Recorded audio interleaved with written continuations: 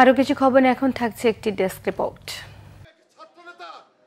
বিএনপির চেয়ারপারসন বেগম খালেদা জিয়ার উপদেষ্টা আমান উল্লাহ আমান বলেছেন ২০২৬ সালে ফেব্রুয়ারিতে দেশে একটি অবাধ ও সুষ্ঠু নির্বাচন হবে। কোনো ষড়যন্ত্র নির্বাচনকে বাধাগ্রস্ত করতে পারবে না। সন্ধ্যায় কেরানীগঞ্জের তারানগর ইউনিয়ন বিএনপির কার্যালয়ে মনোনয়ন পেয়ে নেতাকর্মীদের সাথে সৌজন্য সাক্ষাৎকালে তিনি এসব কথা বলেন। বাংলা ভিশনের জাতীয় হিফজুল কুরআন প্রতিযোগিতার পবিত্র কুরআনের আলোর অডিশন হয়েছে সিলেটে। হাওলদারপাড়ার তানজিমুল কুরআন মাদ্রাসায় অডিশনে অংশ নেন জেলার ৮০ জন প্রতিযোগী। বিচারক হিসেবে উপস্থিত ছিলেন টেলিভিশন রাউন্ডের কেন্দ্রীয় বিচারক শায়েখ নাজির মাহমুদ ও Sheikh Ataullah Al Mamun. Massacre of Gaza vulnerable West Bank Palestine's hope and despair শীর্ষক সেমিনার হয়েছে ইউনিভার্সিটি অব সাউথ এশিয়ায়। এম এ মতিন অডিটোরিয়ামে এতে প্রধান অতিথি ছিলেন ইউনিভার্সিটির vice chancellor professor doctor M A Wadud Mondal. বিশেষ অতিথি ছিলেন সাবেক সচিব মোহাম্মদ মনিরুজ্জামান।